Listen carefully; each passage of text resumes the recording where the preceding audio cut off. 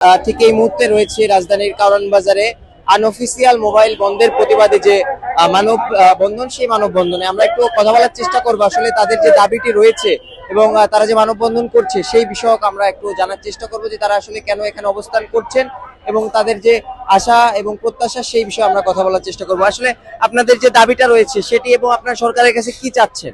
আমাদের দাবি হচ্ছে আমরা ভ্যাট দিতে, ট্যাক্স দিতে চাই। আমরা ট্যাক্স দিয়ে করতে চাই ব্যবসা, আমাদের ব্যবসা করার সুযোগ দেন। আপনারা বসেন, আমাদের সাথে বসেন, বসার কোনো বিকল্প নাই।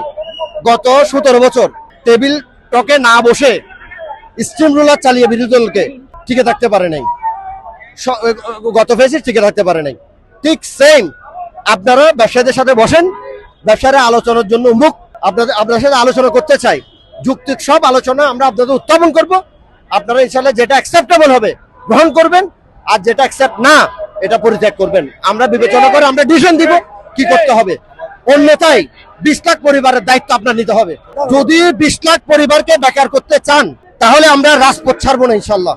রাজপথে থেকে যেভাবে ফ্যাসিস্টকে বিতাড়িত করেছি আপনাদের সেই পথে যেতে হবে।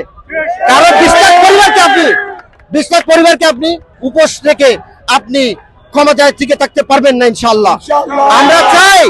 আমরা চাই আপনি চিটাগাং বন্দর বিদেশের হাতে দিচ্ছেন, আমরা সাধুবাদ জানাই। গত ফ্যাসিস্ট সরকার সালামের হাজার হাজার মেট্রিক টন চিনি আনতো, অন্যকে আনলে ওগুলা খালাস করতে দিত না, ওরা সিন্ডিকেট করে ব্যবসা করতো।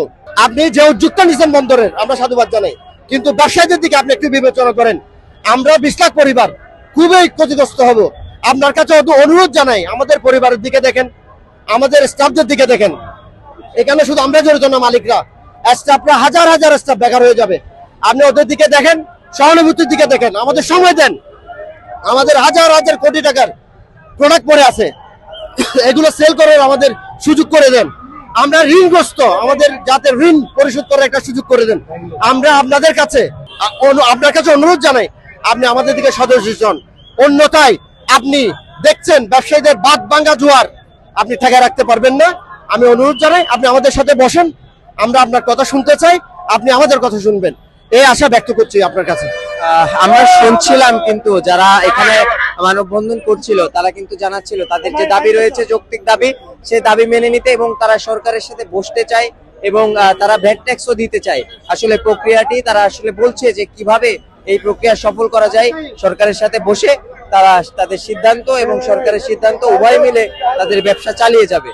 আমরা রাজধানীর কারওয়ান বাজারে ছিলাম, জানাচ্ছিলাম রাজধানী কারওয়ান বাজারে মোবাইল যারা ব্যবসায়ী রয়েছে আনঅফিসিয়াল থেকে অফিসিয়াল যে মোবাইল ব্যবসায়ীরা, তাদের যে প্রতিবাদ, সেই প্রতিবাদ।